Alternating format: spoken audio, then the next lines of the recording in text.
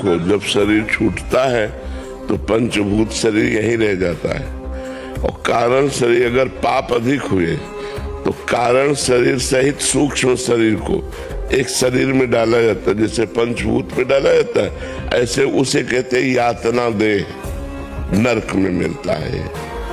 अब उस देह में मृत्यु नहीं होती, पांच भौतिक देह में तो मृत्यु हो जाती है, उसमें जैसे गला काट दिया गया तो मरोगे नहीं।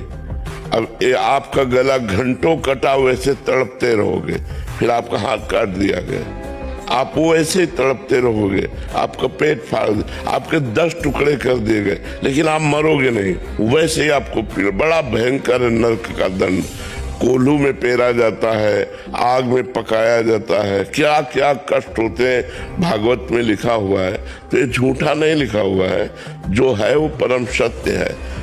अब जैसे जेल में क्या क्या सजा होती है अब अपने को क्या पता, लेकिन जो जेल जा चुका है उसको पता है, या जो जेलर है उसको पता है क्या क्या दुर्गति होती है जो जेल में रहते हैं। तो नरक सार्वभौम जेल है, तो अनंत ब्रह्मांडों के प्राणियों का किए हुए पाप कर्म का वहां दंड मिलता है।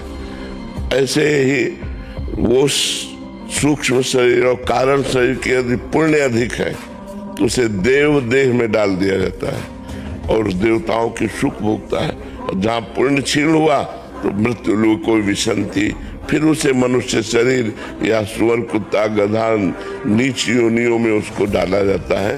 तो जो स्थूल शरीर है ये मृत्यु लोक में केवल मिलता है, पांच होते, अन्य जगह नहीं मिलता। नरक में यातना देह मिलता है, स्वर्ग में देव देह मिलता है, और भगवान को जब प्राप्त होता है तो भागवतिक देह मिलता है। जो भगवान का सच्चिदानंदमय देह है वही सच्चिदानंदमय देह प्राप्त होता है।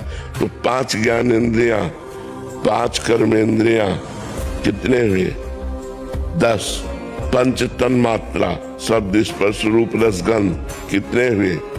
15। मन बुद्धि चित्त अहंकार कितने हुए? 19। और जीवात्मा 20। ये जो सूक्ष्म शरीर है, इसके बाद त्रिगुण माया, सतोगुण रजोगुण तमोगुण, तो ये कितने हो गए? 23। और काल 24। ये 24 तत्वों का पूरा खेल है। ये 24 तत्वों से संपूर्ण ब्रह्मांड बना हुआ है, ये संपूर्ण ब्रह्मांड बना हुआ है।